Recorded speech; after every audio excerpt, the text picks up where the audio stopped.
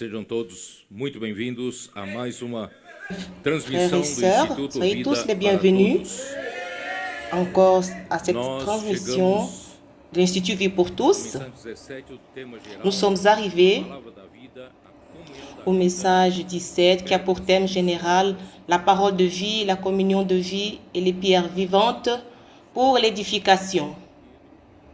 Et nous parlons les épîtres de Pierre, message 17, pasteur et évêque de votre âme. Lecture biblique, premier épître de Pierre, chapitre 2, verset 11 jusqu'au verset 25. Et avant de commencer cette parole, je voudrais vous parler un peu concernant les investisseurs du royaume. Vous avez tous reçu cette brochure, ce papier. Les frères qui étaient ici devant, ils ont encouragé. Et je voudrais vous localiser que nous avons besoin de changer un peu notre mentalité par rapport aux besoins de l'œuvre du Seigneur.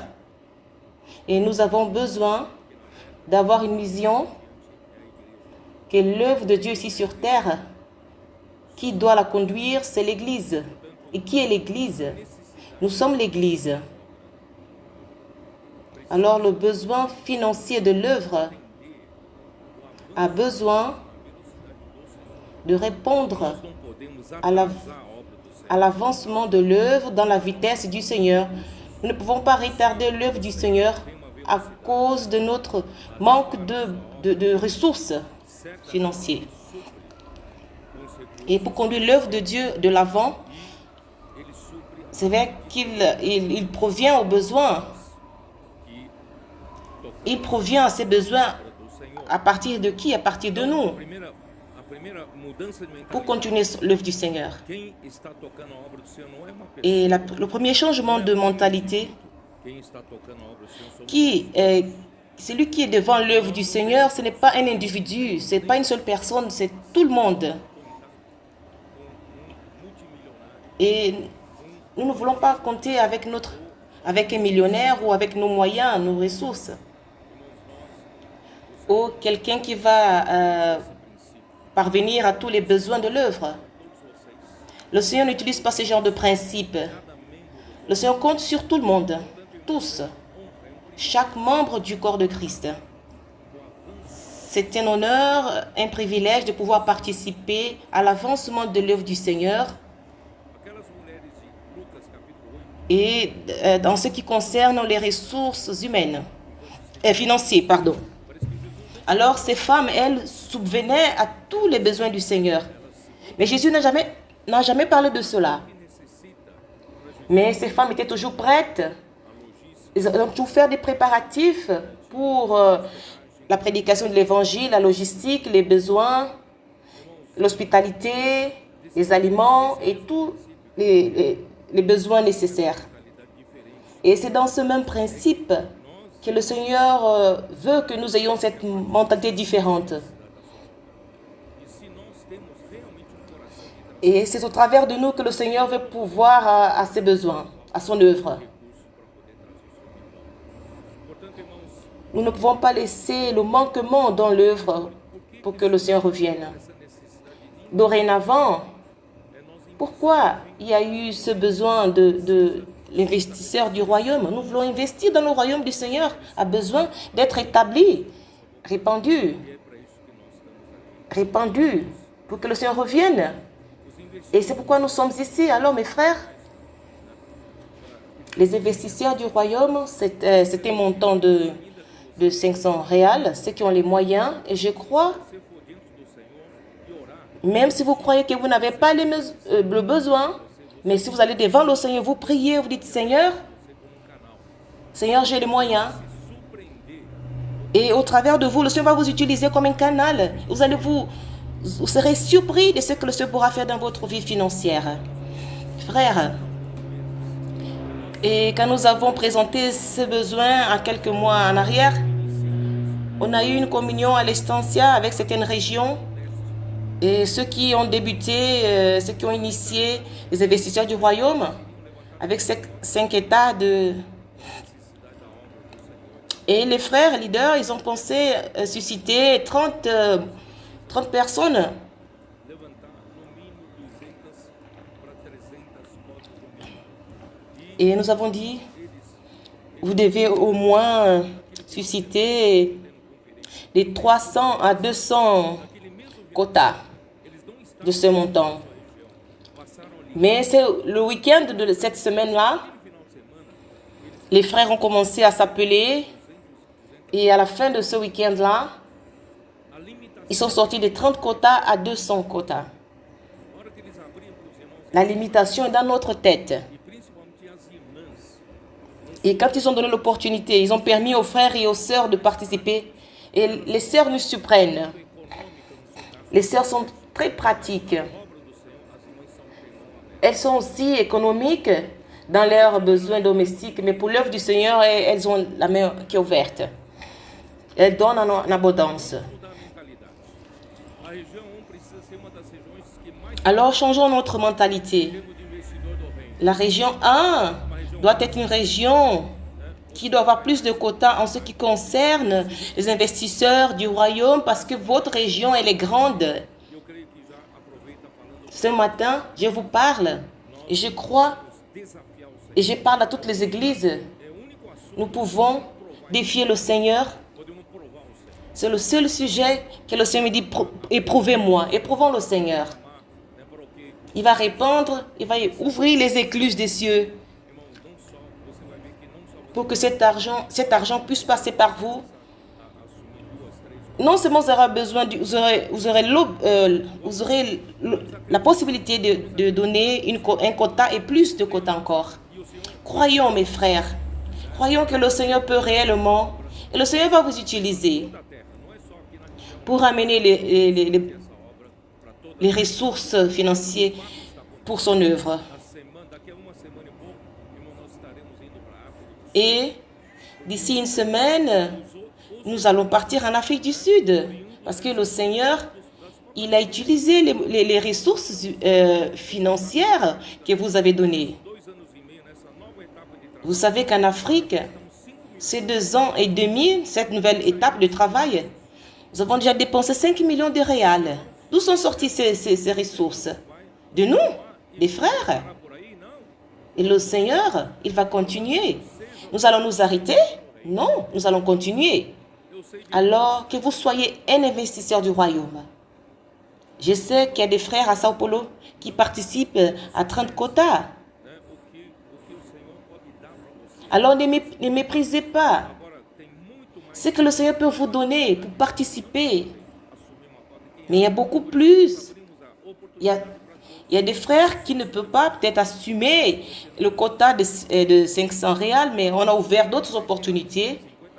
Si vous ne pouvez pas donner 500 réals, vous pouvez donner 10 réals, 50 réals, 100 réals, 200 réals. Il n'y a pas de problème. Vous participez. C'est pourquoi dans ce formulaire, c'est écrit les investisseurs du royaume. Et nous allons aussi... il y a aussi nos enfants qui sont les associés de l'évangile. Ils peuvent donner leurs enfants de 5 réals, 2 réals, et vous leur donnez cette culture de pouvoir participer. Les associés de l'évangile pour le maintien de l'œuvre régionale, maintenir l'œuvre de la région. Tous doivent participer. Personne n'est mis à l'écart. Peu importe le montant, je veux participer, je fais partie de cela. Où est ton trésor? C'est là où se trouve aussi ton cœur.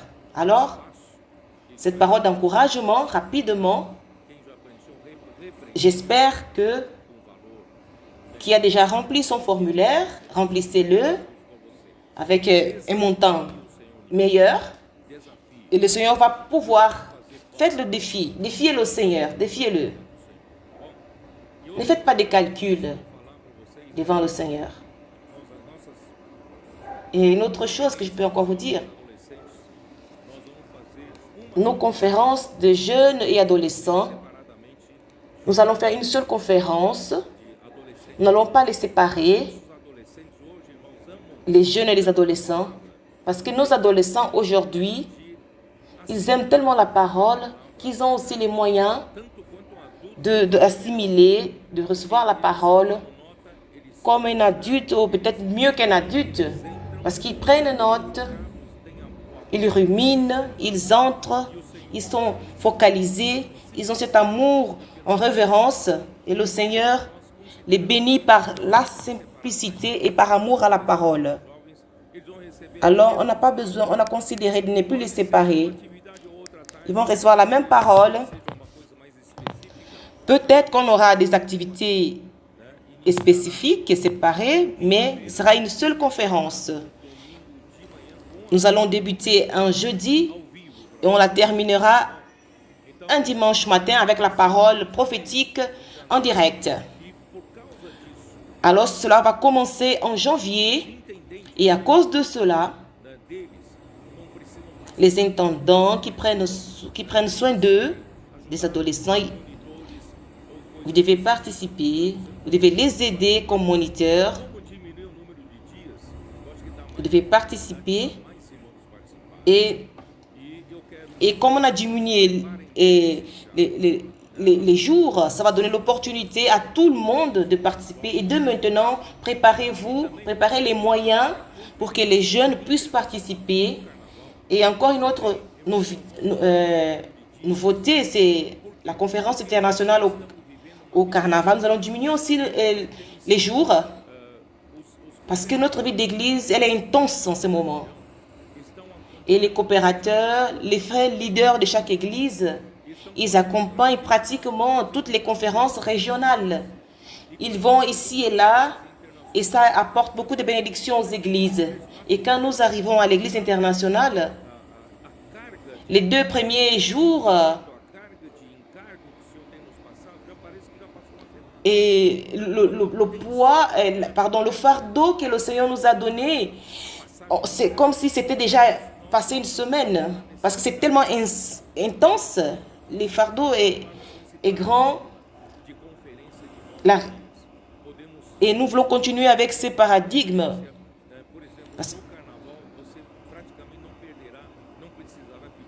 Et à l'époque du carnaval, comme ça, vous n'aurez pas besoin de demander les jours dans votre entreprise ou dans votre lieu de travail.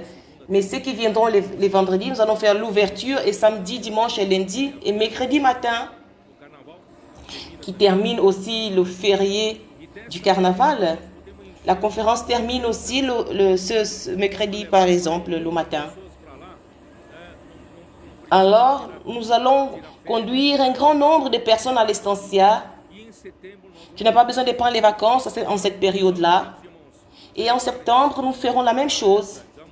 Alors, bien-aimés frères, préparez-vous pour ces changements. Pour la prochaine conférence internationale, nous allons travailler dès maintenant pour ramener un grand nombre de frères. Nous allons déjà tout préparer, ceux qui ont des difficultés, et encourager-les, aider-les à économiser financièrement et déjà réserver leurs billets pour que tout soit bien encadré.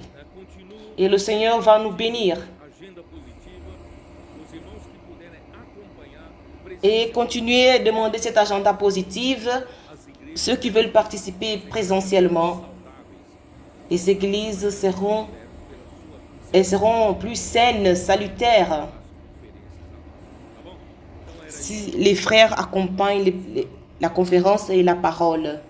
C'est ce que je voudrais vous dire avant de commencer la parole. Très bien, nous sommes arrivés. Continuons. Nous sommes arrivés. 1 Pierre, chapitre 2, au verset 11.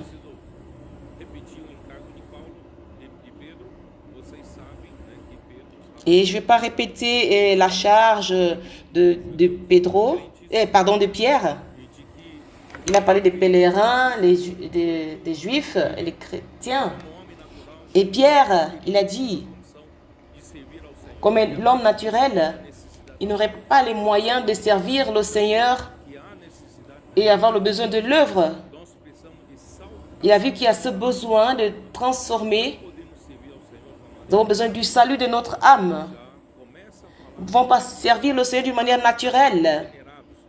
Il commence à dire que nous qui avons été régénérés à une vive espérance, maintenant le Seigneur nous éprouve comme on éprouve l'or. Il enlève toutes les impuretés, ce que Dieu fait au milieu de nous. Parfois, vous ne comprenez pas pourquoi vous traversez des difficultés ou des tribulations, des souffrances. Vous qui avez décidé d'aimer le Seigneur, de le suivre, accompagnez cette parole de près. Il y a des épreuves, mais sachez que le Seigneur, en vérité, il veut vous purifier. Il veut faire que cette foi soit totalement pure pour qu'il élimine toutes les impuretés du vieil homme parmi nous. Et pour obtenir le salut de notre âme. Quand nous obtiendrons le salut de notre âme, la filiation, quand l'Église arrivera dans cette condition, le Seigneur viendra. Et probablement les vainqueurs. Et j'espère que je parle à un groupe de personnes qui désirent être vainqueurs. Alors nous allons régner avec le Seigneur, même dans les grandes tribulations. Le Seigneur nous délivrera de la grande tribulation et nous serons dans le 3e ciel au trône de Dieu et nous régnerons avec le Seigneur durant 1000 ans. Et je veux que nous faisions partie de cela. Seigneur Jésus. Et c'est pourquoi hier j'ai parlé. Pour cela, nous devons alimenter cette vie qui est née de nouveau en faisant sortir,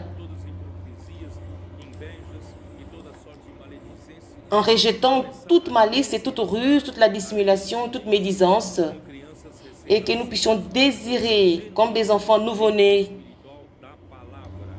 le lait spirituel, le lait authentique de la parole. Et nous avons lu hier Ésaïe 66, la condition pour que réellement nous puissions grandir. Et nous sommes arrivés au salut complet, que le Seigneur nous bénisse. Il faut avoir un cœur qui est abattu, un cœur affligé. Il dit, bienheureux ceux qui ont le cœur humble, parce que le royaume des cieux est à eux. Alors, celui qui veut participer de la réalité du royaume des cieux doit avoir un esprit contrit, un esprit vide. Non pas ceux qui se considèrent qui sont quelque chose, ou qui se considèrent bons, capables de faire l'œuvre de Dieu. Dieu ne cherche pas ce genre de personnes. Mais Dieu cherche ceux qui ne sont rien, ceux qui sont insuffisants dans son œuvre, comme Pierre s'est senti après l'avoir renoncé. Alors c'est de cette manière qu'il peut nous édifier comme une maison spirituelle pour qu'on se sente et qu'ils se sentent à l'aise et qu'ils ne trouvent pas la résistance de notre part, de notre opinion, mais qu'ils se sentent à la maison, qu'ils se sentent à l'aise. Mais non seulement cela, nous devons avoir l'amour en révérence à l'œuvre de Dieu, à la parole de Dieu. Ce sont ces conditions, ces moyens que le Seigneur bénit les adolescents. Il a contagié nos adolescents parce qu'ils ont cet amour en révérence à la parole. Rapidement, en vous parlant de cela, le verset 11, je vous rappelle que Pierre, chapitre 2, verset 11, Pierre parlait à un public qui était considéré la dispersion des pèlerins, les juifs croyants, qui étaient dans plusieurs pays éparpillés, dans des nations païennes. Alors Pierre parlait comment il devait se comporter dans ces nations étrangères. Alors je vais lire au verset 11. Bien-aimés, Je vous exhorte comme étrangers et voyageurs. Vocês entenderam, né? Exorta-vos como peregrinos e forasteiros, Vous avez compris?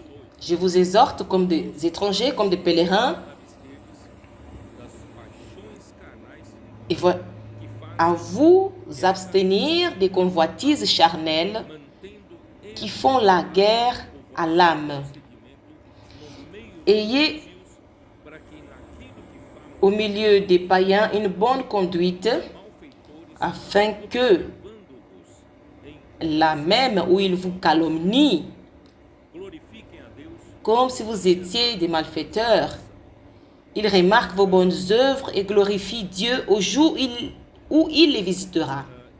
irmãos, os que são peregrinos Frères, são judeus, ceux qui sont des pèlerins, todos somos na verdade. ils sont des juifs chrétiens, Hebreus capítulo, mais tous nous sommes des étrangers ici sur terre. vou lembrar vocês novamente, Dans Hébreux chapitre 11, je vais vous rappeler nouvellement, 8.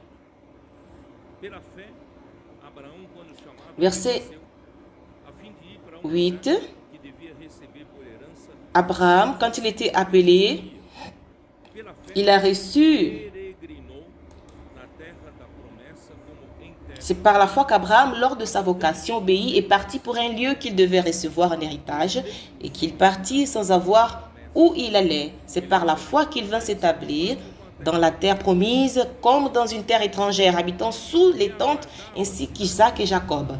Il est allé dans une terre étrangère parce qu'il attendait la cité qui a des solides fondements, celle dont Dieu est l'architecte et le constructeur. Il n'avait pas l'espérance d'aller dans une terre physique, malgré que Dieu lui a présenté une bonne terre, la bonne terre de Canaan. Mais en vérité, Abraham, son espérance était mise sur une ville, une cité Edificador. Versículo 3. qui a des solides fondements, où Dieu est l'architecte et le constructeur. Tido as promessas. Alors, tous ceux-là sont morts dans la foi sans avoir obtenu la promesse.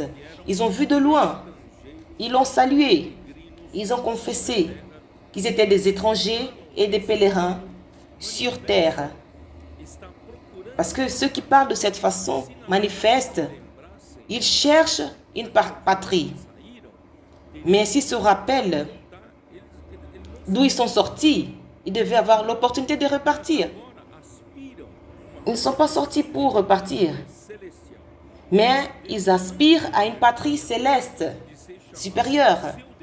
Et c'est pourquoi Dieu n'a pas honte de les appeler, irmãos, nós também, embora parce que Dieu les a préparé une ville, une cité.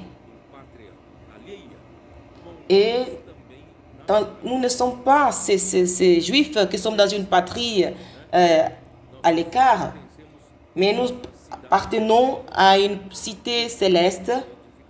Nous appartenons à cette ville qui a un fondement dont le Seigneur est le constructeur. com relação ao investimento. Et nous n'appartenons pas à cette terre. Irmãos, não adianta Même en ce qui concerne les investisseurs du royaume, les offrandes. Et ça ne sert à rien d'investir beaucoup sur cette terre. Mais nous dépensons les ressources financières. não precisa, né? Você Vous, je connais, s'il veut vous donner une grande maison, il vous donnera. vai te dar uma família. Si tu as une grande famille, tu as beaucoup de membres, le Seigneur vous donnera une grande maison. Si tu as besoin d'une voiture, le Seigneur vous donnera, selon votre besoin. Mais Vamos investir n'ayons pas un cœur d'investir sur cette terre. a nossa Investissons dans le royaume. Parce que notre patrie, elle est céleste. também é chamada a festa dos Et c'est pourquoi la dernière fête des Juifs, judeus ricos pelo qui est appelée la fête des tabernacles, il y a plusieurs Juifs riches dans le monde entier. toda a terra. Les Juifs, Mas irmãos, eles ils sont les plus riches dans toute la terre. Mais ils peuvent habiter dans des grandes mansions, ils peuvent avoir des avions particuliers, des grands bateaux. Mais quand ils vont dans la fête des tabernacles, le Seigneur a dit, donnez. Ils rejettent.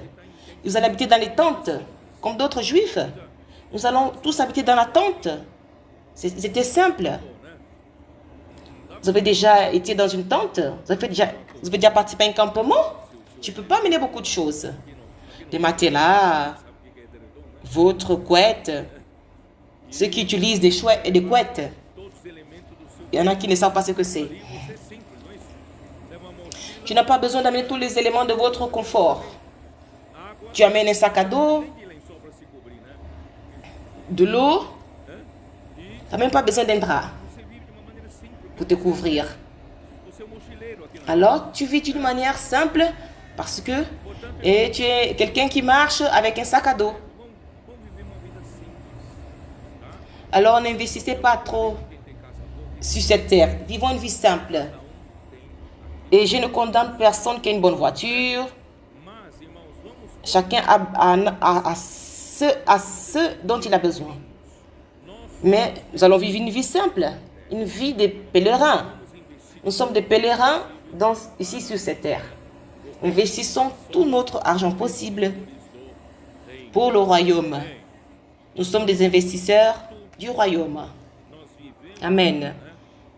Et pendant que nous vivions ici sur cette terre, nous appartenons au royaume céleste, mais c'est pendant que nous vivons encore ici sur cette terre. Pendant que nous vivons encore sur cette terre, nous sommes assujettis aux influences de la terre. Et c'est pourquoi j'ai dit dans Jean chapitre 17, le Seigneur a dit, il a prié le Père, que ceux que le Père lui a donnés, il n'a perdu aucun, il ne perdra aucun. Mais il a dit une chose au verset 14.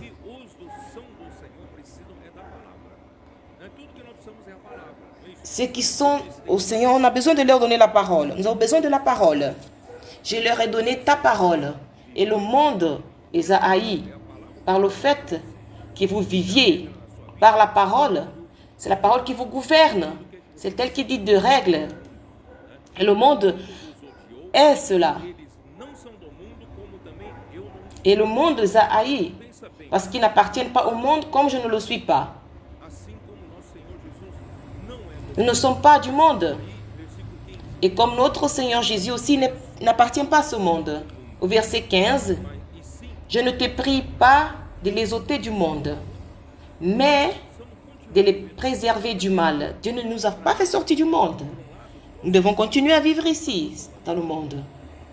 D'une part, pour le procès du salut de notre âme. Le Seigneur a encore besoin de moi pour investir dans le royaume, pour prêcher l'évangile du royaume, racheter d'autres personnes. C'est bien. Si le Seigneur nous fait sortir du monde, c'est fini. Il ne nous a pas encore fait sortir du monde. Mais il demande au Père de nous garder, de nous préserver du mal. Ils ne sont pas du monde, et comme je ne le suis pas. Et cela est très important de le savoir. D'une part, deux fois, Jésus a dit, ils ne sont pas du monde, comme moi je ne suis pas du monde. Cela veut dire que nous ne sommes pas du monde. Mais nous vivons encore dans ce monde. C'est le problème, ça c'est le problème. Le fait de vivre encore dans ce monde, le monde peut encore occuper notre cœur. Il existe une lutte. Et cette lutte, alors notre lutte, lisons dans Éphésiens chapitre 6. Éphésiens chapitre 6.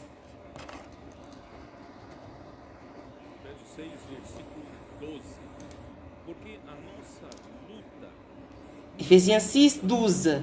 Parce que notre lutte, elle n'est pas contre le sang et la chair, mais contre les principautés et les dominations,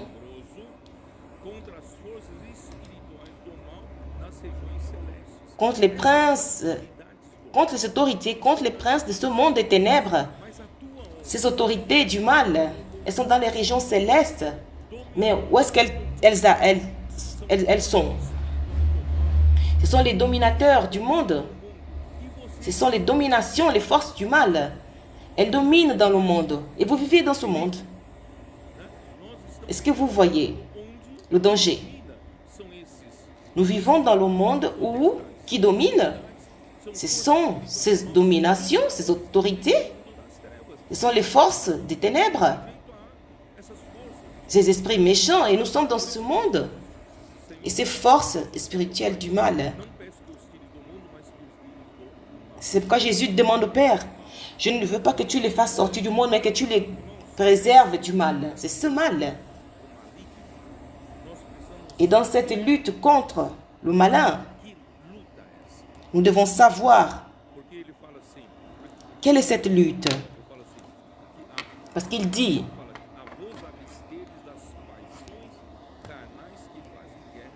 Pierre dit de vous éloigner des plaisirs charnels qui font la lutte dans votre âme. Elles font la lutte dans votre... Elles ne permettent pas que votre âme soit sauvée. Elles font la guerre à votre âme. Par le supprimant de la parole, qu'est-ce que le monde veut faire? Le monde veut occuper votre cœur. Alors, dans cette lutte, dans cette guerre, nous savons que le malin vient lutter contre le Père. C'est l'oppositeur du Père, c'est le malin, le méchant. Et le monde est son instrument. De la même façon, nous avons ces instruments, les outils, le comportage, les intendants, les adolescents. Le monde aussi, il a ses instruments, ses outils. Quels sont ces outils? Pardon, le méchant aussi, ses outils pour nous vaincre, pour nous occuper. Alors, nous ne pouvons pas permettre que le monde, que l'ennemi utilise le monde pour occuper nos cœurs. Pourquoi Dieu veut votre cœur? Et le malin, le méchant veut aussi votre cœur. Qui le sait? Qui sait répondre? Le cœur est le centre de la dispute. Pourquoi votre cœur est si important pour Dieu? Le cœur est la terre où Dieu peut s'aimer la sémence du royaume. Alors, le royaume pousse et Dieu établit son royaume ici sur terre. Et le royaume de Satan sera chassé. Et c'est pourquoi Satan ne veut pas que ce royaume s'établisse sur terre. C'est pourquoi il veut occuper votre cœur. Il veut le détruire. Pour que vous receviez et pour ne pas recevoir la sémence du royaume. Où est cette affirmation que notre cœur est un terrain pour recevoir cette sémence? Vous connaissez dans Matthieu, vous connaissez la parabole du semeur. Voyons.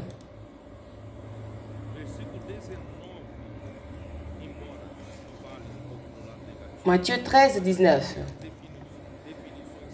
C'est vrai qu'il parle un peu du côté négatif, mais nous avons les bonnes définitions.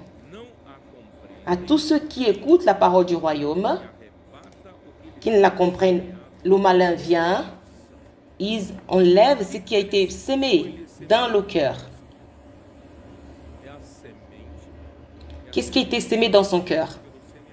C'est la sémence qui a été sémée par le semeur.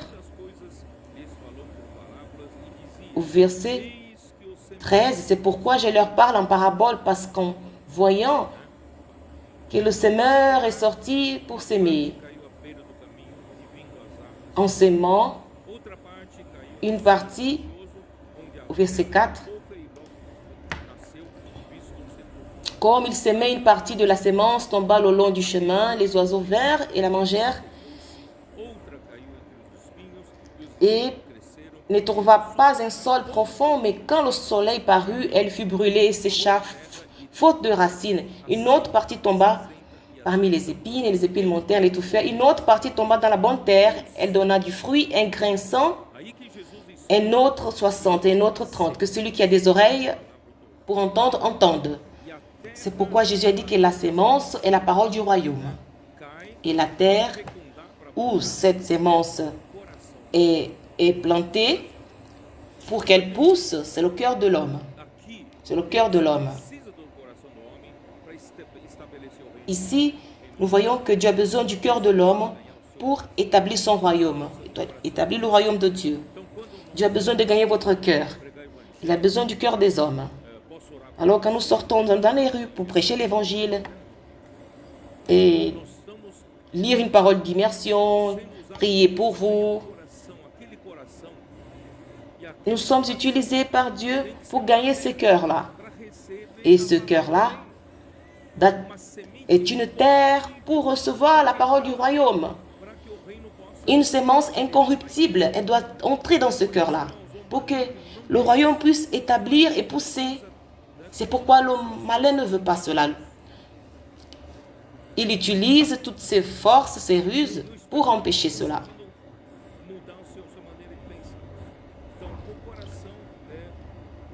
Et j'espère que je vais changer cette façon de penser. Votre cœur est un champ de bataille, un terrain de lutte.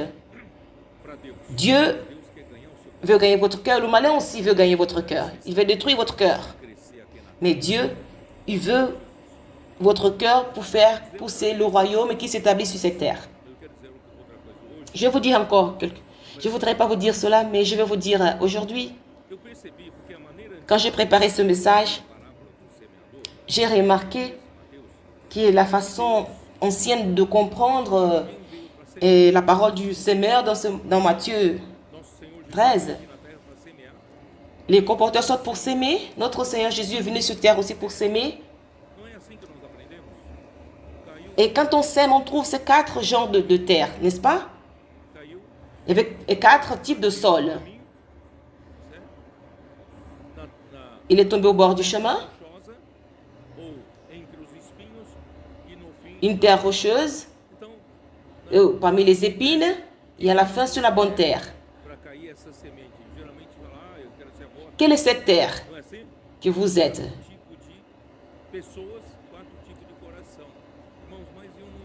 Ce sont 4 types de personnes et 4 types de cœurs. Et aujourd'hui, je ne comprends pas de cette façon. Aujourd'hui, je vois que cette sémence est déjà sémée en vous. Je ne sais pas si vous me comprenez. Et ces 4 types de terre parlent de votre histoire. Ce ne sont pas 4 personnes différentes. On parle de votre histoire. Un jour, le Seigneur a sémé la sémence dans votre cœur. Et vous avez cru à l'évangile. Vous avez été sauvés. Et aujourd'hui, vous avez cette sémence incorruptible dans votre cœur. Mais principalement, elle est cachée dans votre esprit humain.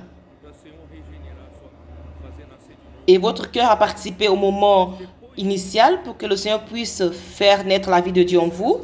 Mais après cela, cette semence, elle a arrêté de pousser. Pourquoi elle n'a pas pu pousser? Parce que votre cœur est comme une terre qui est au bord du chemin. C'est quoi au long du chemin? Au verset 19, il dit, à tous ceux qui écoutent la parole du royaume ne la comprennent pas. Parce qu'il a de la sémence. Tous les jours, la parole prophétique est prêchée, mais plusieurs ne la comprennent pas et plusieurs ne sont même pas là. Ne prennent pas, ne la considèrent pas. Et vous ne comprenez pas et vous ne voulez pas aussi comprendre. C'est un chrétien. Il va continuer à être chrétien. Il ne va pas perdre son salut.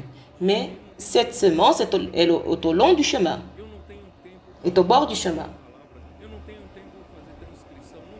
Il va dire, je n'ai pas du temps pour écouter la parole, je n'ai pas du temps pour faire la transcription, et je n'ai pas du temps pour faire, ni pour aller à la réunion pour écouter la parole, n'est-ce pas? Et cette sémence, elle reste là, elle est arrêtée. Et cette sémence, elle est tombée Au verset 20, voyons. Celui qui a reçu la sémence dans les endroits pierreux, et c'est lui qui entend la parole et la reçoit aussitôt avec joie. Hein, le frère m'a conduit à une réunion, j'ai reçu la parole, vraiment. Comment j'ai perdu cette parole, quelle parole merveilleuse. Alors il la reçoit avec joie. Qu'est-ce qui se passe? Mais il n'a pas de racine en lui-même. De temps, un peu de temps, l'angoisse, la persécution arrive, toujours à cause de la parole. Il manque de persistance.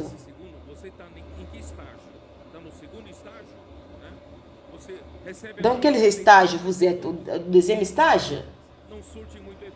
Vous recevez cette parole avec joie et ça n'a pas beaucoup d'effet sur vous. Alors ce qui était semé parmi les épines, il écoute la parole et la parole, elle pousse. Mais au moment qu'elle pousse, qu'elle grandit, il y a les épines qui viennent l'étouffer. Alors, la fascination du monde des richesses étouffe cette parole et la rend infructueuse. Vous aimez la parole, vous voulez que cette parole croît en vous.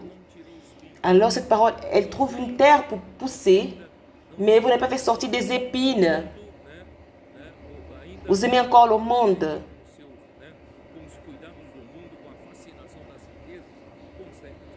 Et le monde vous séduit encore avec ses richesses. Il vous étouffe. Et quand le Seigneur viendra, cette parole n'a pas poussé, cette sémence, pardon. Alors, il faut vous donner jusqu'à ce que vous arrivez au 4e étage. Soyez celui qui écoute la parole et la comprenne. Nous écoutons la parole et nous la comprenons. C'est lui qui entend la parole et la comprend. Il porte du fruit et un grain donne 100, un autre 60 et un autre 30. Celui-là va régner avec le Seigneur durant 1000 ans quand il viendra. Mes frères, nettoyons nos cœurs. Et c'est pourquoi la lutte ici. Jean, et quand on a parlé de Jean, au chapitre 2, première épître de Jean, chapitre 2,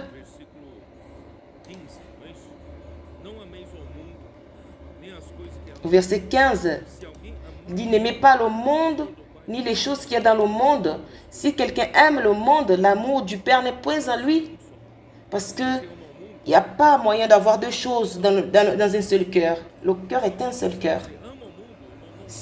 Alors il n'y a pas d'espace pour que Dieu y entre. Si vous aimez le monde, il n'y a pas moyen que l'amour de Dieu y soit. Alors tout ce qui est dans le monde, la convoitise de la chair. Et dans le monde, on a des appartements pour tous les goûts. Si vous aimez la prostitution, la sexualité, la fornication, il a son département.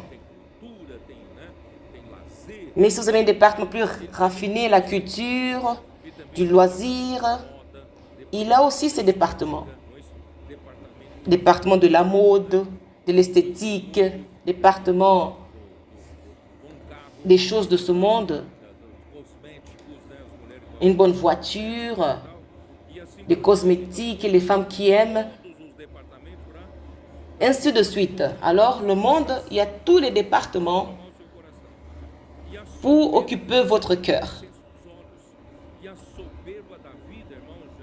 Ça sont les convoitises des yeux. Et les convoitises, je vais lire, les armes du monde sont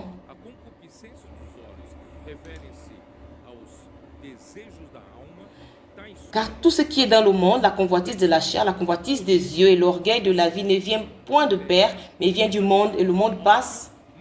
Qui la jalousie, la rivalité, la haine, la méchanceté, la diffamation et les convoitises de la chair.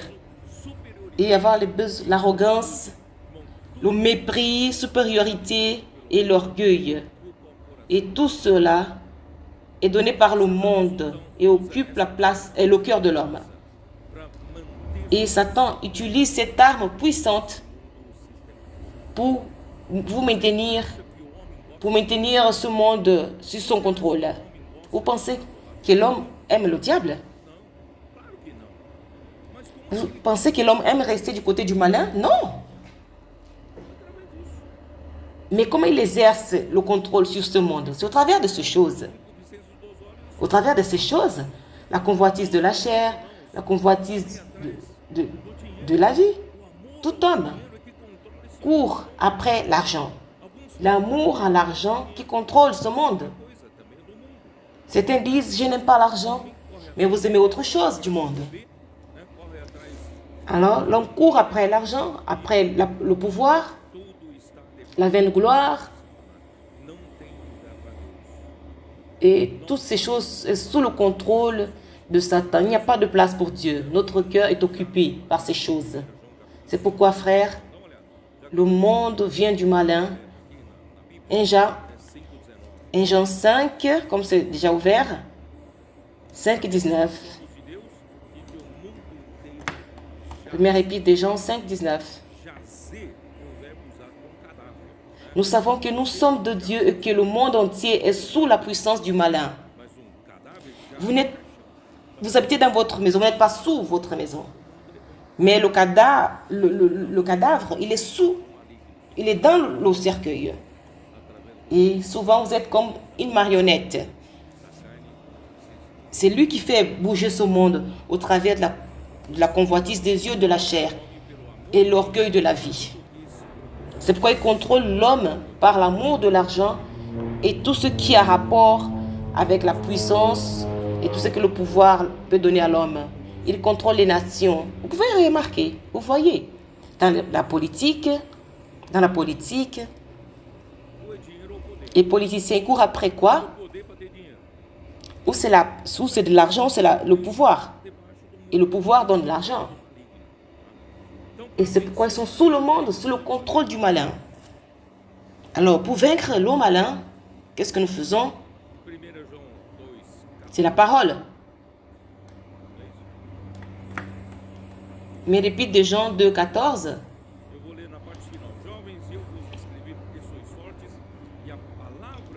Et je vous lis la fin. Jeunes, je vous écris parce que la parole de Dieu, elle a vaincu le malin. Comment nous vaincrons le malin? C'est la parole. Qu'est-ce que nous faisons? L'immersion dans la parole, la transcription dans la parole. Nous prenons note. Nous parlons entre nous la parole. Nous la pratiquons parmi nous. Et nous la faisons vivre richement parmi nous. Et nous nous instruisons, nous nous administrons. Et nous dormons en écoutant la parole. Nous dormons en écoutant la parole. Qu'est-ce que nous faisons? Nous remplissons notre cœur de la parole. Celle-ci est la manière de vaincre le malin. Alors pour vaincre le malin, c'est la parole de Dieu qui demeure en nous. Continuons.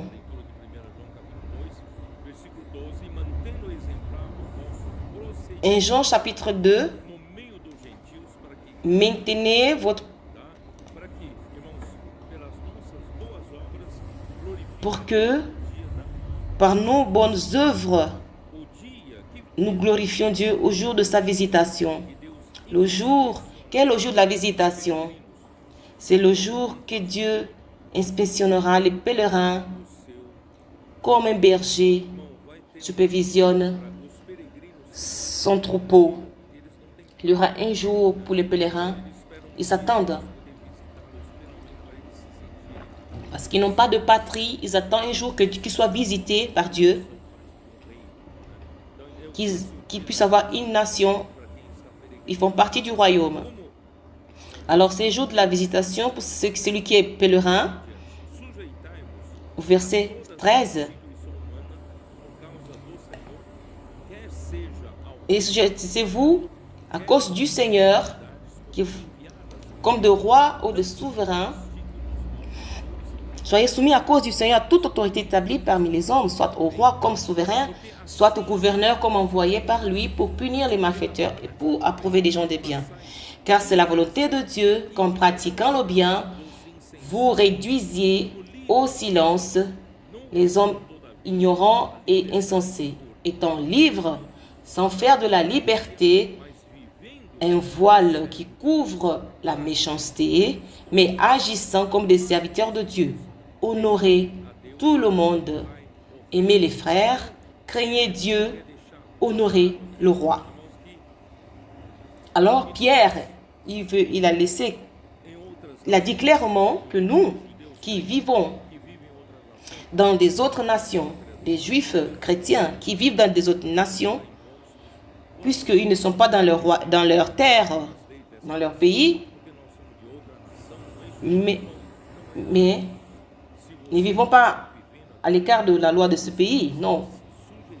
Si vous vivez ici sur terre, tu as besoin de te soumettre aux institutions terrestres, aux institutions humaines.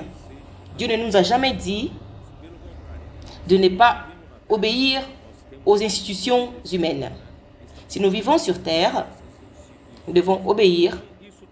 Nous sommes assujettis, nous sommes soumis aux autorités. Voyons aussi dans Romains 13, au verset 1. Alors Paul parle aux Romains parce que plusieurs d'entre eux, et l'église de Romains, c'était des Juifs qui ont immigré. Il dit aussi, ce n'est pas que vous ne faites pas partie de ces citoyens, que tu ne vas pas accomplir la loi comme citoyen. Que toute personne soit soumise aux autorités supérieures, car il n'y a point d'autorité qui ne vienne de Dieu. Les autorités qui existent ont été instituées de Dieu.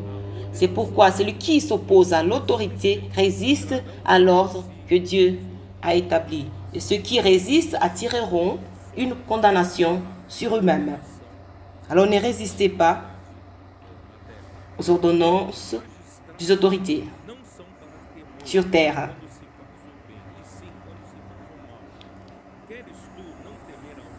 Et quand on fait,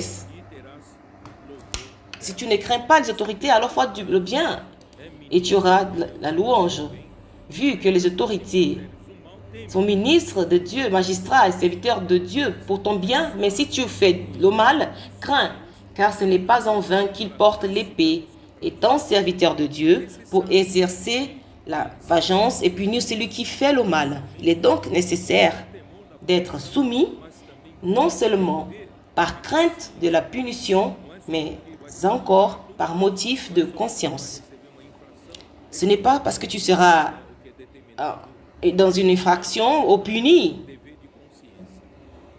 à ce qui est déterminé dans la loi de ce pays, mais c'est par motif de conscience. C'est aussi pour cela que vous payez les impôts, et ceux qui renoncent à leurs impôts, alors payez les impôts, car les magistrats sont les ministres de Dieu, entièrement appliqués à cette fonction.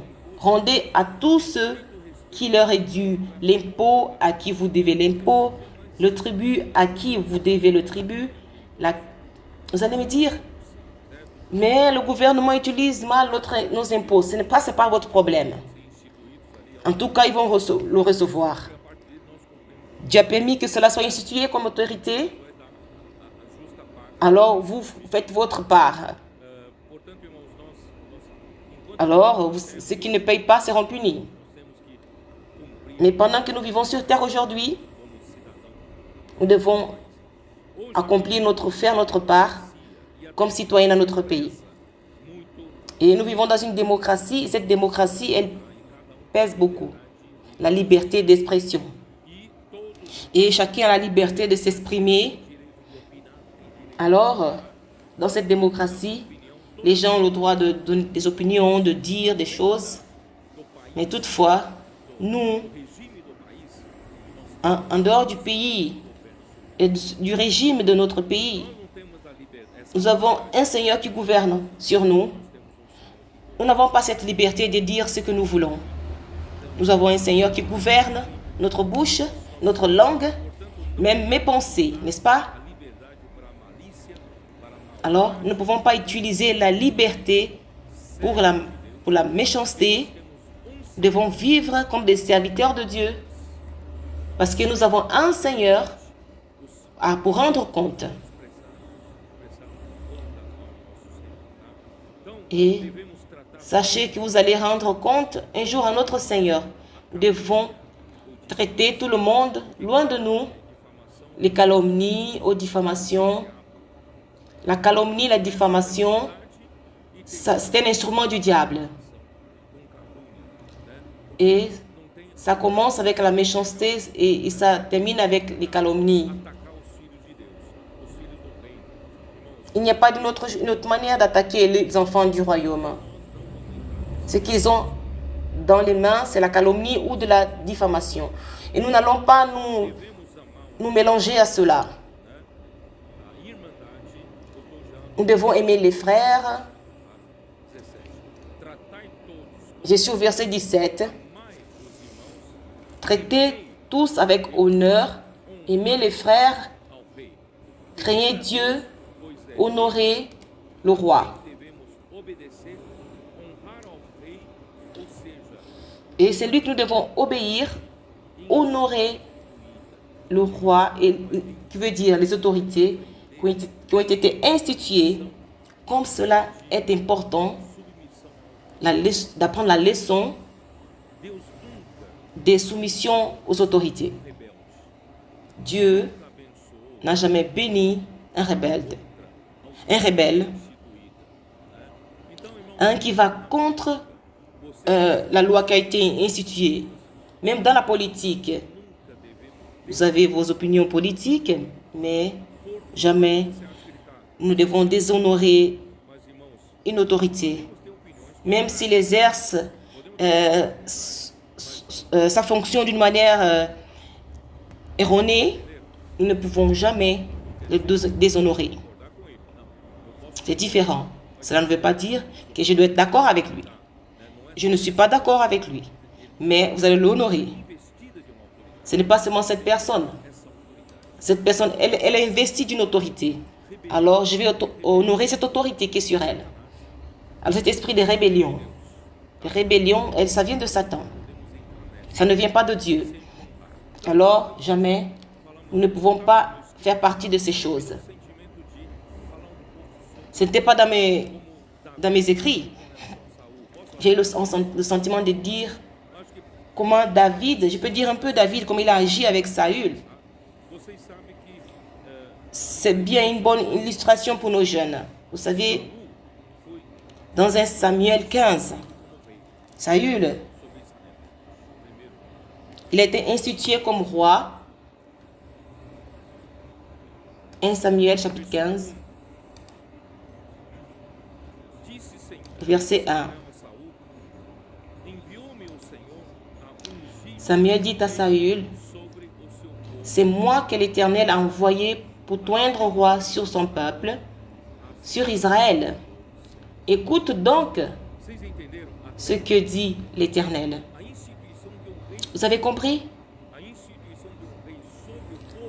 Et l'institution d'un roi sur Israël, sur le peuple de Dieu, ce roi, il doit suivre, quelle direction doit-il prendre?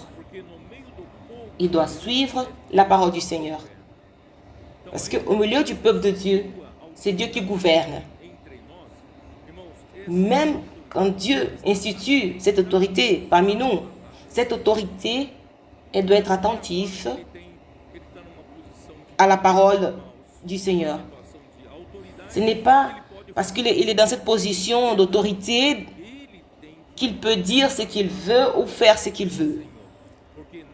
Lui aussi, il doit se soumettre à la parole du Seigneur. Parce que dans l'Église, parmi le peuple de Dieu, c'est Dieu qui gouverne. Malheureusement,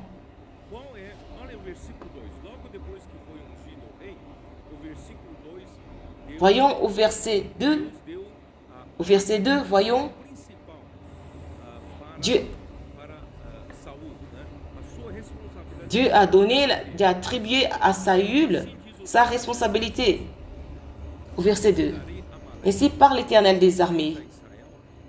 Je me souviens de ce qu'Amalek fit à Israël lorsqu'il lui ferma le chemin à sa sortie d'Égypte. Va maintenant. Cet ordre de Dieu à Saül. Va maintenant, frappe Amalek et dévoué par interdit tout ce qui lui appartient. Tu ne l'épargneras point. Et tu feras mourir hommes et femmes, enfants et nourrissons, bœufs et brebis, chameaux et ânes. Amalek représente la chair. La chair, elle ne profite de rien. Et ça ne sert à rien de vous perfectionner dans votre chair. Cette chair sera détruite. Alors c'est l'esprit qui doit nous guider pour vivre pour l'esprit. Alors n'épargnez pas la chair. Elle est un côté bon, elle est un côté mal que tu veux peut-être détruire. Mais le côté bon, cette bonté naturelle, l'amour naturel, Dieu ne veut pas cela. Vous comprenez? Tout cela a un sens spirituel. Qu'est-ce que Saül a fait? Il est allé là-bas. Il a lutté contre les Amal, les Sites. Alors il blessa tout ce qui est sur l'Égypte.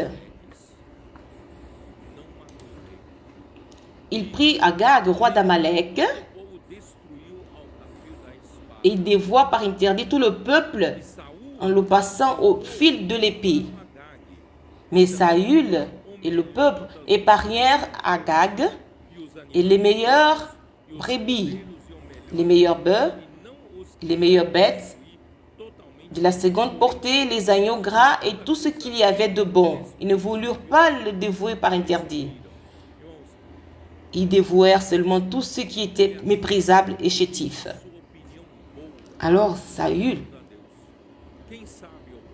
il pensait que sa bonne opinion pouvait aider. Peut-être le roi Agag peut être utile à cause de son intelligence, sa capacité.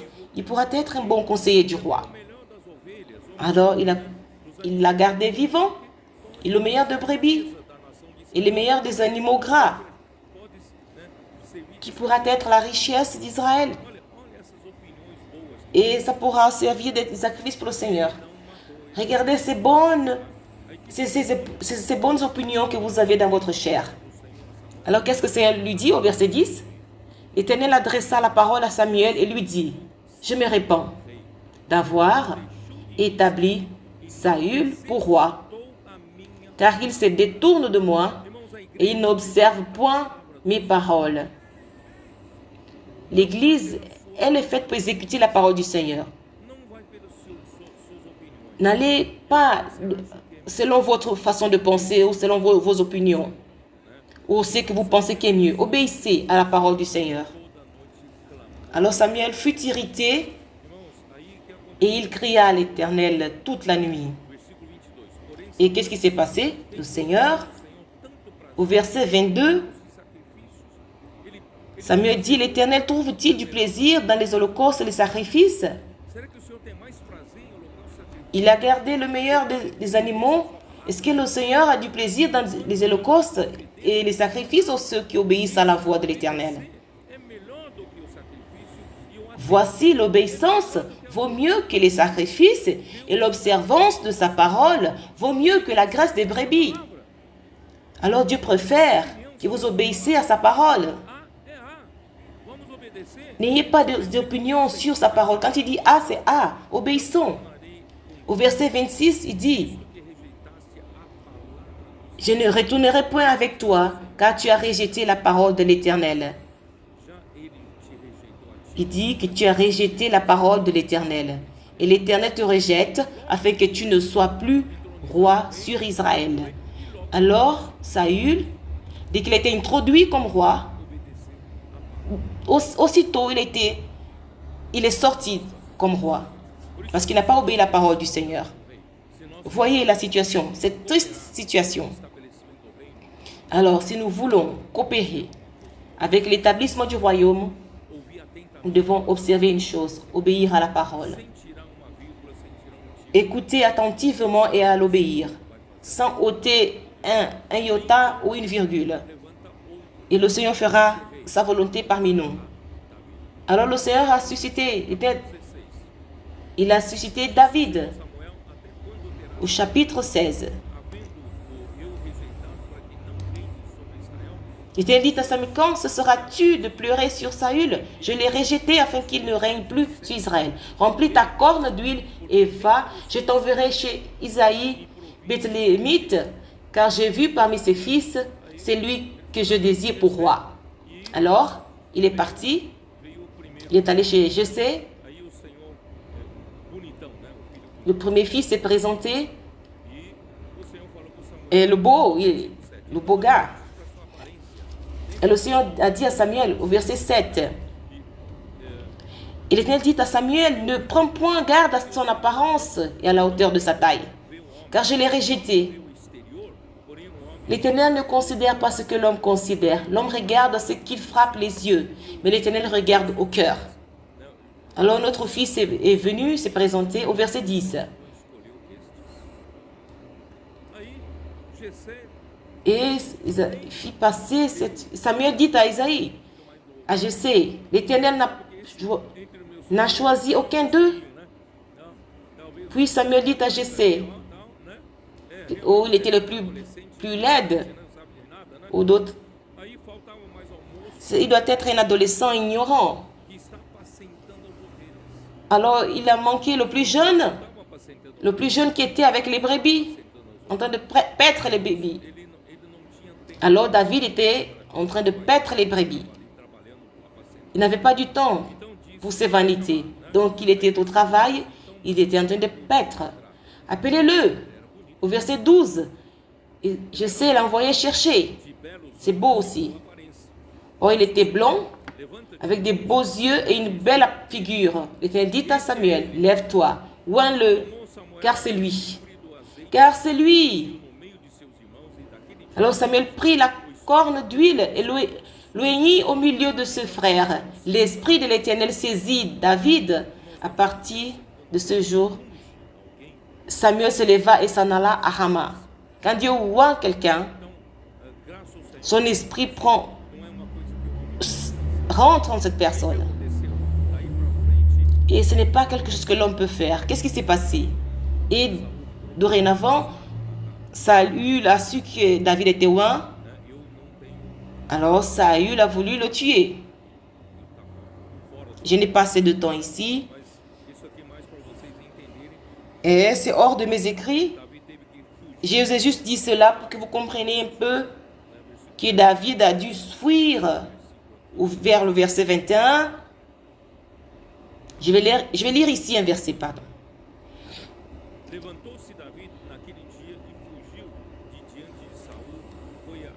Et David s'éleva devant Saül. 1 Samuel 21, 10. Alors, au milieu de cette situation, 1 Samuel, au chapitre 24, David a eu l'opportunité de tuer Saül. Mais Saül a tout fait pour le... Mais quand David a eu cette opportunité, il ne l'a pas fait. Chapitre 24, 3 à 6.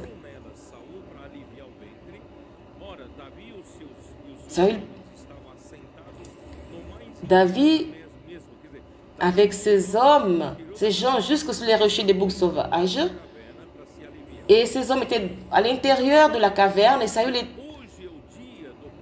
pour se soulager. Et ces hommes disent, c'est le jour, je remets entre tes mains, dans les mains des ennemis. David se leva, il a coupé le manteau de Saül. David se leva et coupa doucement le pan du manteau de Saül. Après cela, le cœur lui battit parce qu'il avait coupé le pan du Saül. Et il dit à ces gens, que l'Éternel me garde de commettre contre mon Seigneur, loin, que je porte ma main sur lui, car il est loin de l'Éternel. Même que le Seigneur l'a rejeté, il avait été une fois loin par le Seigneur.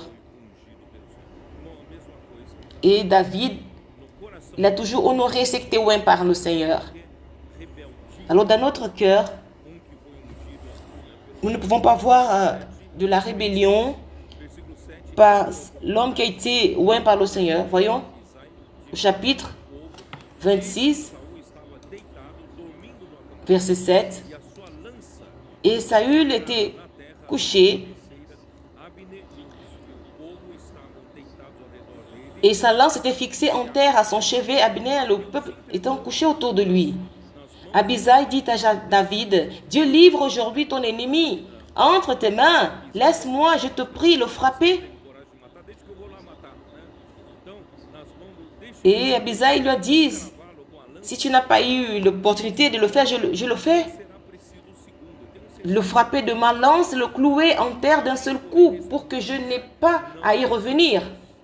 Et David dit à Abishai, ne le détruis pas, car qui pourrait impunément porter la main sur loin de l'Éternel? Au verset 11, loin de moi, par l'Éternel, de porter la main sur loin de l'Éternel. Prends seulement la lance qui est à son chevet, avec la cruche d'eau, et allons-nous-en. Cette leçon nous montre quelqu'un qui était loin par le Seigneur, même s'il était dans un mauvais chemin, même s'il commettait le pire, même s'il était contre l'administration du Seigneur, mais laissez le Seigneur prendre soin de lui. Vous ne lancez pas votre main sur lui. Continuez dans votre coin, mais que ce ne soit pas vous qui portez la main sur lui.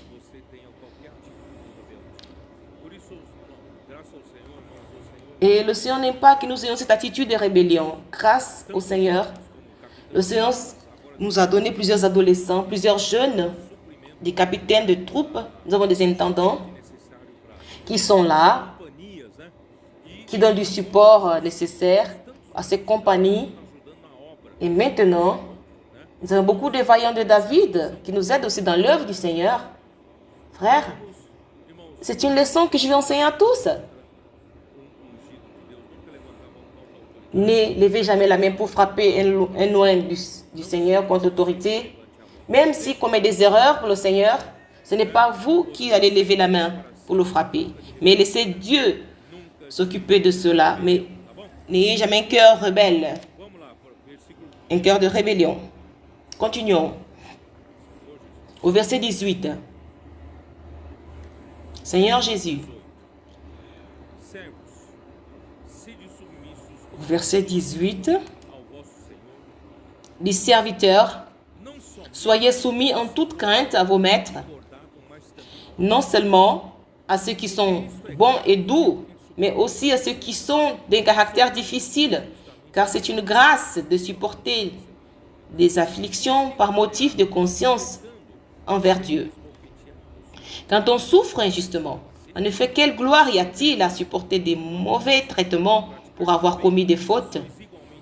Mais si vous supportez la souffrance lorsque vous faites ce qui est bien, c'est une grâce devant Dieu. Frère, ici on nous parle par rapport aux Juifs chrétiens qui étaient dans des pays païens. Il disait que les serviteurs doivent être soumis au Seigneur, à leur maître. Même si vous avez un maître qui a un caractère difficile, nous devons continuer dans ce même principe. Si je suis dans cette position de soumission, je me soumets. Cela ne veut pas dire que je suis d'accord avec toutes ces injustices qui sont pratiquées envers moi. Mais le Seigneur, il sait, il vous donnera de la délivrance. Et que ce ne soit pas vous qui revendiquez toujours, mais soyez dans la position du serviteur. Vous savez pourquoi? Parce que, en vérité, cela dit, c'est au sujet de Jésus. Vous savez que notre Seigneur Jésus, il est venu sur terre. Il a pris, il a pris la place des serviteurs. Nous avons ça dans Philippiens chapitre 2. N'est-ce pas? Vous vous souvenez? Tous ici à l'église, nous devons avoir cette même position, cette posture. Philippiens chapitre 2, au verset 5. Ayez en vous les sentiments qui étaient en Jésus-Christ, lequel, existant en forme de Dieu, n'a point regardé comme une proie arrachée. Il ne s'est pas arraché à d'être égal avec Dieu. Qu'est-ce qu'il a fait? Mais s'est dépouillé lui-même. Il a pris la forme d'un serviteur. Volontairement, le Seigneur, il a pris la forme d'un serviteur. Cette attitude a mis Satan dans la honte. Quand Satan était un ange créé par Dieu, et quand il était dans cette ambiance positive, il était capacité avec toute la sagesse et beauté. Mais il voulait monter, être plus haut, être comme Dieu. Et notre Seigneur, qui était Dieu lui-même, il ne s'est pas mis dans la position de Dieu, mais il s'est mis à la place d'un serviteur.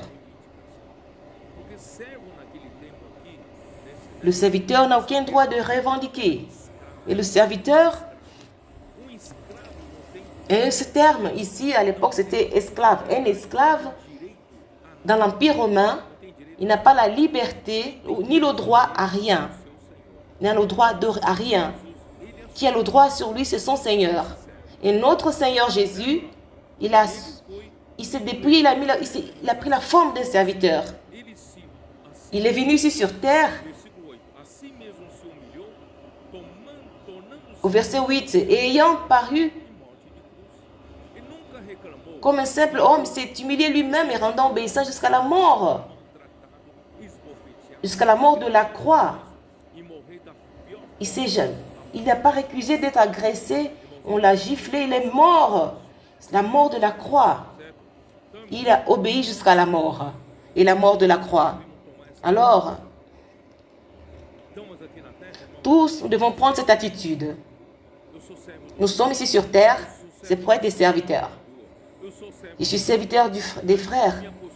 Et je suis serviteur de ceux qui sont dans les rues. Je suis serviteur du Seigneur. Ma position est d'un serviteur. Je ne revendique pas la reconnaissance. Je suis sur le soleil, sur ce soleil de Cuiabá, de 40 degrés. Et vous êtes là dans le bureau, dans la climatisation, et je suis là dehors en train de prêcher l'évangile. Je veux la reconnaissance. Le serviteur n'a pas de reconnaissance. Il n'a pas de salaire, il n'a pas de vacances, il n'a pas des heures superflues. C'est pourquoi notre Seigneur Jésus, dans Ésaïe 53, il décrit bien ses serviteurs. Ésaïe 53, verset 2. Et Dieu pouvait lui donner une apparence. Il n'avait aucune apparence, aucune bonne apparence. Il était le plus rejeté parmi les hommes. Homme de douleur. Et les hommes cachent le visage. Il était méprisable. Et il a pris sur lui nos infirmités et nos douleurs. Il a pris sur lui. Et nous l'avons pris, blessé et opprimé. Au verset 2, il dit, Il s'est levé devant lui comme une faible plante, comme un rejeton qui était desséché. Il n'avait aucune beauté, ni éclat pour attirer nos regards. nenhuma beleza. E Deus não Pour dire même oh, son nez, il n'avait aucune beauté. mas disposto. Et Dieu ne lui a pas donné aucune beauté parce qu'il est venu prêt pour servir comme un serviteur. Ó Senhor Jesus, ele foi, Il ne voulait pas être exalté. Seigneur Jésus, ele foi oprimido, humilhado, mas au verset 7, cordeiro il a été maltraité et opprimé. Il n'a point ouvert la bouche, semblable à un agneau perante seus qui mène à la boucherie, à une brebis muette devant ceux qui l'attendent. Il n'a point ouvert la bouche. Il a été emprisonné, trahi, comme un malfaiteur. Dans Marc 14, 60, Marc 14, 65. puseram-se alguns a cuspir nele. Acredita? Deus que se tornou homem. Et c'était, on crachait dessus. Cobrir-lhe o rosto. C'était, on crachait sur lui. Ils l'ont couvert le visage. Ils l'ont frappé. Profetiza. Ils l'ont frappé. Qui prophétise. Sabe o que é? Bofetada. Ils l'ont frappé. É delicado, né? Vous savez ce que c'est qui est frappé? C'est délicat. Un gardien, Você fica surdo, você desmaia. Então, Jesus sofreu tudo isso. et tu deviens sourd et tu tombes. Tu t'évanouis. Il est serviteur, il a souffert tout cela. Seigneur Jésus. Alors les 4 êtres vivants que nous avons vus dans Ézéchiel 1, ils avaient 4 visages. Quels sont ces 4 visages? Le premier visage était un visage d'homme, À esquerda, et à droite, la face d'un lion, et à droite, tinha o rosto, la face d'un bœuf, et derrière rosto de était le visage d'un aigle, é o homem que vai executar et le visage d'un homme, determinou. E o rosto de parce que c'est l'homme qui va exécuter, il a déterminé que c'est l'homme qui va exécuter son propos. estabeleceu o reino aqui na terra e Et la face d'un lion, il est venu établir un royaume sur terre et lui remettre. Et comme l'aigle, il est venu comme un Dieu. Il est au-dessus de toutes choses. Il a une vie supérieure à tout. Mais comme un bœuf, il est venu pourquoi? Pour servir. a Deus, irmãos, e ele Pour nous servir. e o povo, Grâce à Dieu. irmãos, que não reivindica salário, Et le bœuf, c'est un animal.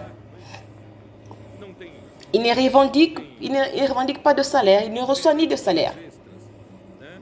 A única coisa que o boi, Il n'a pas des heures extra ni des vacances. você nunca viu boi se revoltar. La seule chose qu'il sait faire, Cavalo às vezes revolta contra o seu vous l'avez jamais vu se revendiquer. burro ou jumento, empaca, Et souvent un cheval, il se rebelle contre celui qui monte sur lui. Mais un bœuf, non. Il va toujours servir son maître. Alors, le bœuf ne reçoit pas de salaire, mais il ne peut pas lui manquer de l'aliment, de la nourriture. La seule chose qu'il faut lui donner, c'est pour qu'il serve, il doit manger. Voyons dans 1 Corinthiens 9, 9. porque na lei de Moisés está 1 Corinthiens chapitre 9, verset 9. Dans la loi de Moïse est écrit, car il est écrit dans la loi de Moïse, tu ne muselleras point le bœuf quand il foule le grain. Vous ne lui donnez pas du 3e salaire, il ne revendique rien. Mais il ne peut pas lui manquer le grain, de la nourriture. Il faut qu'il y ait de la nourriture. Sans la nourriture, il ne peut pas servir. acaso é com bois que Deus se preocupa? Qu'est-ce que Paul dit? Dieu se met-il en peine de bœuf? Non. É 1 Timóteo 9, Il parle avec ceux qui servent ici. 1 Timothée 9. 1 Timothée chapitre 9.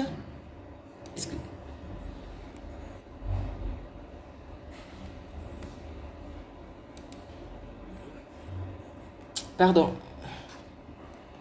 Où suis-je? Aqui no 5, 18. Pois a Escritura declara, não há 1 Timothée 5, 18. quando pisa o trigo e ainda Car l'Écriture dit, tu ne muselleras point le bœuf quand il foule le grain, et l'ouvrier mérite son salaire. nós temos Grâce à Dieu, nous avons parmi nous des colporteurs quem prega qui prêchent l'évangile, et Paul dit, só que qui prêchent l'évangile, qui vident l'évangile, mais la manière ancienne que les hommes avaient, os que servem ao Senhor. c'était de rémunérer ce qui servait, Esse princípio rémunérer ce qui servait le Seigneur. quem assalariado Mais ce principe n'est pas bien. Parce que qui donne le salaire, qui est salarié, né, ou devendo finit toujours alguém fracassado. à écouter. E nós somos Il doit rendre compte à quelqu'un parce qu'on lui paye. servimos aos homens Et nous sommes des serviteurs de Dieu. de Deus, Nous servons les hommes, nos alimentar. mais comme serviteurs de Dieu. Graças a Deus, Alors c'est Dieu qui doit nous alimenter. Grâce à Dieu, vem de Deus. c'est pourquoi je dis, le comportage vient de Dieu. Le comportage, comme ça vient de Dieu, les comporteurs, ils ne font pas le comportage à cause de l'argent. Ils ne le font pas à cause de l'argent. Pourquoi? Parce que quand ils font le comportage à cause de l'argent, leur motivation c'était l'argent, ça ne fonctionne pas. Quand la motivation c'est l'argent, ça ne fonctionne pas. Mais quand ils connaissent, quand ils font par amour au Seigneur, par amour aux personnes, par amour à la parole, cela fonctionne. Et quand cela fonctionne, nos comporteurs, ils vivent de l'évangile. Et personne n'est leur patron. Ils vivent de l'évangile. Et ça, c'est merveilleux. Ça, c'est merveilleux. Né, eles não podem deixar de comer, só não come muito para ficar gordo, tá? Não olha para aquela ala ali, ó. Todo mundo tá Ils ne mangent pas beaucoup, mais ils grossissent. Mais regardez pas cette rangée là-bas parce que tous ont le gros ventre. Ils mangent beaucoup. Vous mangez beaucoup. Vamos diminuir um pouco a comida, viu? N'est-ce pas, Carlio? On a beaucoup mangé. On va diminuer un peu notre quantité. Mas não exagere, tá? Alors, frère, la nourriture ne peut pas manquer, mais n'exagérez pas. Frère, O Senhor cuida, continuons. né? E Le Seigneur prend soin de nos besoins. ensinou em Mateus 6, C'est pourquoi le Seigneur Jésus, il a enseigné dans Matthieu chapitre 6, Matthieu 6, 30. e a sua justiça e todo Cherchez premièrement le royaume des cieux et sa justice, et toutes choses vous seront données. Deus nunca, Car votre Père céleste, c'est ce dont vous avez besoin. se nós, Dieu ne va jamais permettre que nous passions par des difficultés. Senhor, Si nous sommes des serviteurs du Seigneur, 7, il est notre Seigneur. Le psaume 127. Salmo 127. Psaume 127. Não tenho encorajado Et j'encourage les frères, muitos ceux qui sont à l'âge des vaillants de David. Plusieurs sont dans un âge, que trabalham, ils sont bien placés dans leur entreprise, dans leurs affaires. eles são muito exigidos nas suas Ils sont bien placés, ils sont demandés dans leur travail, dans leurs affaires. vidas profissional. Et en même temps que vous prospérez dans votre vie professionnelle, ils sont plus exigés Única avec des heures. Les heures, ils doivent travailler encore plus. não e atender suas Le seul temps qu'ils ont, tem tempo para o Senhor. c'est la vie professionnelle et répondre aux besoins de leur famille. Mais grâce au Seigneur, nous ne pouvons pas permettre que ces frères précieux n'aient pas du temps pour le Seigneur. Le monde Nosso além de Davi veut occuper nos frères, quer tirá-lo dessa nos voyants de David. Et le Seigneur porque eles veut le faire sortir de cette situation. vão continuar trabalhando. E o Senhor Mais ce n'est pas que vous laissiez de travailler. Vous allez continuer à travailler. Mais le Seigneur va continuer à vous bénir. De quelle manière, frère? De quelle manière? estavam totalmente Plusieurs de ses frères, não tinha tempo para o Senhor. ils étaient occupés par le temps. Ils n'avaient pas du temps pour le Seigneur. Mais quand le Seigneur a touché leur cœur, ceux qui pensaient impossible de diviser leur temps pour le Seigneur, ils n'avaient pas comment diviser leur temps. Ils ont dit, je vais demander, comme le Seigneur me dérange, je vais commencer à suivre un peu plus de près la parole. Et tout commence par la parole. Et quand ils commencent à être plus proches de la parole, ils ont vu que le Seigneur est en train de faire un miracle dans leur vie. Ils donnent du temps pour accompagner la parole et ce temps ne leur manque pas dans leur vie professionnelle. Au contraire, plus ils se donnent au Seigneur, à la parole, plus le Seigneur fait des miracles dans leur vie. Fait en sorte que des choses prospèrent dans leur vie. Et c'est comme ça que peu à peu, ils voient que le Seigneur veut le cœur. S'ils ont un cœur et qu'ils se dédient au Seigneur, qu'ils se donnent au Seigneur, on ne peut pas abandonner votre vie professionnelle. Mais parmi autant d'occupations, vous commencez à suivre la parole de près. Et je suis témoin de voir plusieurs de ces frères à Sao Paulo, ils sont dans l'œuvre du Seigneur. Non seulement ils cèdent peu de temps au Seigneur, mais il y en a, ce sont ces frères qui coordonnent, qui ont coordonné l'aller en Afrique. Ils ont peu de temps, mais ils le font. Mais ce sont des coordinateurs de cette allée en Afrique. Mais tout commence à partir de votre cœur. Si vous donnez votre cœur pour accompagner la parole, le reste, si vous laissez la parole travailler dans votre cœur, elle fera le reste. Alors ce verset 127, c'est un présent, un cadeau pour vous. Verset 2. Enfin, vous levez-vous matin, vous couchez-vous tard et mangez-vous le pain de douleur. Il en donne autant à ses bien-aimés pendant leur sommeil. Vous savez, vous n'avez pas du temps pour le Seigneur, ou vous levez le grand matin, ou dormez tard. Tu dois beaucoup travailler pour que la prospérité vienne. Et tu dois gagner de l'argent d'une manière laboureuse, à la sueur de votre front. C'est pourquoi vous pensez qu'il n'y a pas du temps pour le Seigneur. Mais le jour que vous donnerez du temps pour le Seigneur vous en donnera aussi. Seigneur Jésus, c'est pourquoi, quelle est cette gloire si nous péchons? Et si on nous frappe au visage parce que nous péchons, et nous supportons avec patience, quel honneur si vous souffrez à cause de vos propres erreurs. Ça n'a pas de bénéfice. Mais cela ne veut pas dire de supporter les conséquences du péché, mais de pratiquer le bien. Que faire? C'est de suivre le modèle du Seigneur. Continuons au verset 21.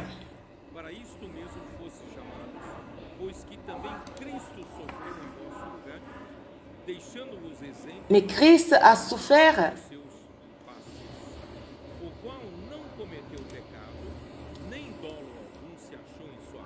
il n'a point commis de péché et dans la bouche duquel il n'est point trouvé de fraude. Lui qui injuriait ne rendait point d'injures, maltraitait, ne faisait point de menaces, mais s'en remettait à celui qui juge justement. Nous pouvons suivre les mêmes pas de Christ parce qu'aujourd'hui, nous avons la même vie qui a fait que Christ a supporté une grande souffrance. Il n'a commis aucun péché. Et on n'a trouvé d'aucune injure dans sa bouche. Comme Ésaïe dans 53, il était opprimé, humilié. Comme l'agneau qui est conduit à la boucherie. Il était ses bouches fermées. On l'a fait sortir de la terre des vivants à cause de nos transgressions. Et quand il était outragé, nous devons apprendre, frères, à ne pas Romanos 12. rendre le mal pour le mal à notre agresseur. Romains chapitre 12. Romains chapitre 12, Não tornei au verset 17. mal por mal. Esforçai-vos por fazer o bem perante todos os homens. Ne rendez à personne le mal pour le mal. Recherchez ce qui est bien devant tous les hommes. Et le frère Dong, il n'a jamais fait du mal à quelqu'un quand il a été outragé. Il n'a jamais rendu le mal pour le mal. Il n'a jamais utilisé les mêmes armes de ténèbres. Parce que nous nous confions au Seigneur. C'est lui qui juge droitement. C'est lui qui juge. Dans 1 Thessaloniciens 5, 15, Evitai que alguém retribua a outrem mal por mal, pelo contrário, segui sempre o bem entre vós e para com todos. prenez garde que personne ne rende à autrui le mal pour le mal, mais poursuivez toujours le bien, soit entre vous, soit envers tous. Toujours suivez le chemin du Seigneur. Mais cela ne veut pas dire que nous ne prenons pas la providence, que l'œuvre de Dieu ne soit pas préjudiciée. Ça n'a rien à voir. Vous comprenez? Nous ne pouvons pas être quelqu'un qui dit des gros mots. Je ne veux pas rendre le mal pour le mal. Et ça ne veut pas dire qu'on ne prend pas la providence, ce qui n'est pas nécessaire. Quand on nous dit Jésus se confie à Dieu, notre attitude doit être celle-ci. Quand Paul a été martyrisé, il a été abandonné par tous de l'Asie, qu'il a pris soin à 3 ans, mais il n'a cessé d'admoester chacun avec des larmes. Vous êtes dans 2 Timothée 1,15. Tous en Asie l'ont abandonné. Cependant, il savait qu'il avait accompli. Voyons dans 2 Timothée, chapitre 4. Ça doit être notre attitude. Nous faisons notre partie. Chacun fait sa part. C'est confié au Seigneur. Et c'est le Seigneur qui juge droitement. Chapitre 4 au verset 6. Paul a dit, car moi je sers déjà des libations et le moment de mon départ approche. J'ai combattu le bon combat, j'ai achevé la course, j'ai gardé la foi. Désormais, la couronne de la justice m'est réservée. Le Seigneur, le juste juge, me la donnera dans ce jour-là. Et non seulement à moi, mais encore à tous ceux qui auront aimé son avènement. Même tous de l'Asie l'ont abandonné. Il a dédié nuit et jour à chacun avec larmes. Ils l'ont abandonné. Il a dit, que vais-je faire? Le Seigneur s'est jugé droitement. Quant à moi, le Seigneur m'a réservé une couronne de justice. Celle-ci doit être notre attitude. Ce n'est pas parce qu'ils nous ont bien traités ou maltraités. Notre obéissance doit être au Seigneur. Nous devons notre service au Seigneur. Voyons. Continuons. Je dois terminer au verset 24. Lui qui a porté lui-même nos péchés en son corps sur le bois, afin que, morts au péché, nous vivons pour la justice. Lui, par les maîtrissures duquel vous avez été guéris, car vous étiez comme des brebis errantes. Il dit, maudit celui qui est penché sur le bois. Il s'est fait malédiction pour que nous puissions recevoir la bénédiction. Quelle fut la plus grande bénédiction? La malédiction que Christ prit sur la croix, Dieu nous a donné la bénédiction. Voyons dans Galates chapitre 3, 13, 14. Grâce à Dieu. Ô Seigneur Jésus. C'est merveilleux ça. Galates chapitre 3, au verset 13. Christ nous a rachetés de la malédiction de la loi, étant devenu malédiction pour nous, car il est écrit. Où suis-je? Maudit est quiconque On dit, maudit est quiconque est pendu au bois, afin que la bénédiction d'Abraham eût pour les païens son accomplissement en Jésus-Christ, et que nous ressuscions par la foi l'Esprit qui avait été promis. Si Jésus disait, et s'il désistait d'aller sur la croix, non, je ne vais pas être maudit à cause de ces hommes. Je ne vais pas aller sur la croix. On n'aurait pas reçu la bénédiction d'Abraham.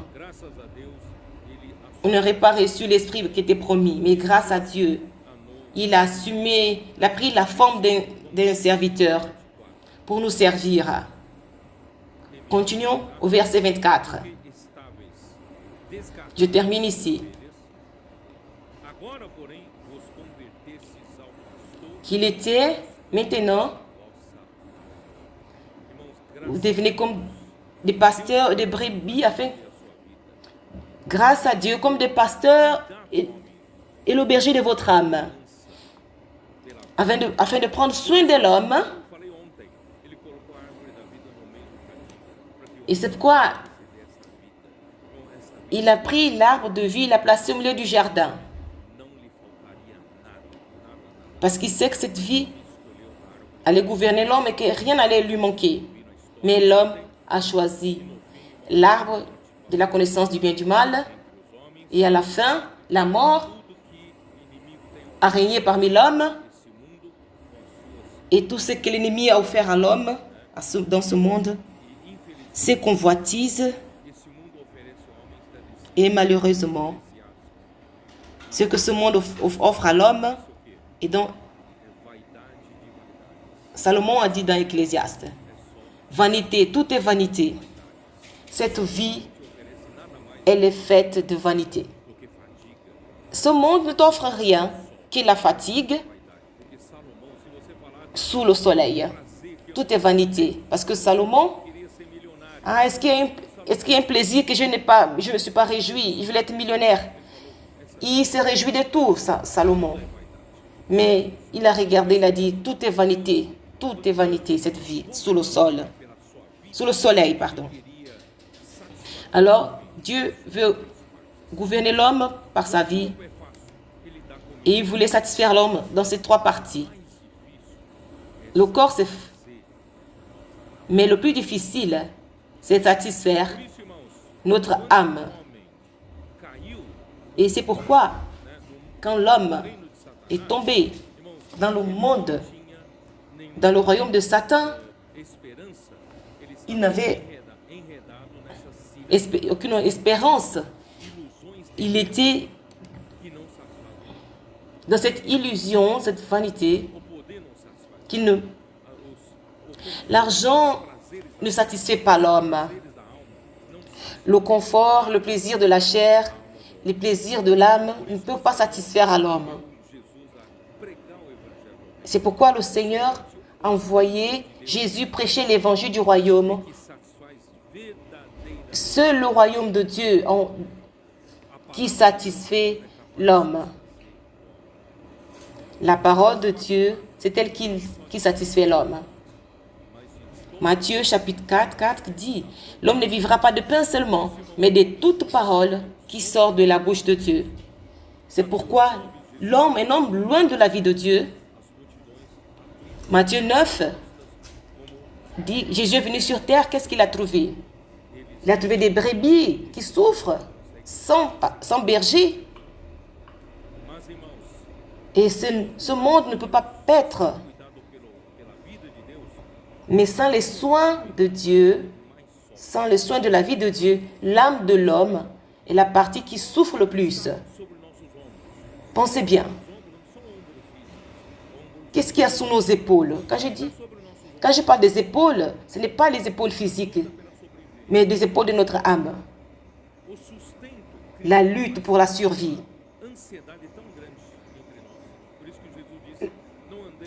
Et les besoins créent cette anxiété. C'est pourquoi Jésus dit ne marchez pas dans l'anxiété à cause de ce que vous allez manger. Et ça apporte une charge. Seigneur Jésus. Et nous avons toutes les pressions psychologiques pour atteindre le succès. Et c'est encore une souffrance. Nous luttons pour obtenir des succès, la prospérité, les responsabilités sociales, les impôts, les responsabilités dans la famille, donner à manger aux enfants, payer les cours, la santé. Tout cela crée une responsabilité très grande que l'homme succombe et il vit dans l'incertitude, l'insécurité, dans l'angoisse, l'anxiété jusqu'à la dépression. N'est-ce pas la vérité? Et nous sommes comme ces brebis qui n'ont pas de berger. Mais grâce à Dieu, maintenant, nous sommes convertis à ces bergers. Il est le berger et l'évêque de notre âme. Lui, véritablement, il prend soin de notre âme. Nous avons été régénérés à partir d'une sémence incorruptible grâce à la parole vivante et permanente. Nous ne voulons plus répartir cette vie ancienne de vanité dans laquelle l'homme n'est que de l'herbe. Et qui est 1 Pierre, chapitre 1, verset 25. La vie de l'homme est comme une herbe et sa gloire et tout ce qu'il... C'est comme une herbe de champ. Et la vie humaine est courte et l'herbe meurt. Et qu'est-ce qui se passe? L'herbe tombe, elle meurt. Tout est éphémère et temporaire. Et nous voyons ce qui est permanent. Qu'est-ce qui satisfait mon âme? La parole du Seigneur nous dit au verset 25. Et cette parole, elle demeure éternellement. Elle nous nourrit. Et cette satisfaction, et que pour la subvivance, c'est pourquoi il dit, qui est cette parole? Celle-ci est la parole qui vous est évangélisée. C'est la parole prophétique. C'est la parole de toute la semaine, de tous les jours, qui vous satisfait. Vous croyez en cela? Si tu n'investis pas en cela, tu vas continuer à vivre dans ce monde d'anxiété, d'angoisse, d'incertitude, d'insécurité et vous allez tomber dans la dépression. Vous avez ce syndrome de panique. Rentrons dans l'immersion de la parole.